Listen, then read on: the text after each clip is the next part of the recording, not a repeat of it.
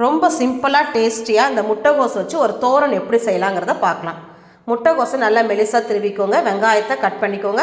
தேங்காய், காரத்துக்கு ஏற்ற மாதிரி பச்சை மிளகா, கொஞ்சம் கருவேப்பிலை, கொஞ்சம் மஞ்சள்தூள், இது எல்லாத்தையும் நல்லா மிக்ஸ் பண்ணி வச்சுக்கோங்க.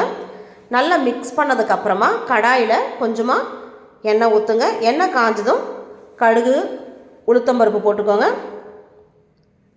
அது நல்லா கடுகு பொரிஞ்சதுக்கப்புறமா நம்ம எடுத்து வச்சுருக்க அந்த முட்டைகோஸ் அதில் போட்டு நல்லா மிக்ஸ் பண்ணி விட்டுட்டு ஒரு 5 நிமிஷம் நம்ம மூடி போட்டு வேக வைக்கலாம்.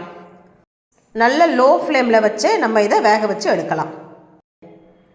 5 நிமிஷம் கழித்து மறுபடியும் கிளறி விடுங்க. அடுத்தது தேவையான அளவு உப்பு சேர்த்து மறுபடியும் ஒரு 5 நிமிஷம் நம்ம வேக வச்சு எடுத்தோம்னா நமக்கு நல்ல டேஸ்டியான முட்டைகோஸ் தோரன் ரெடி.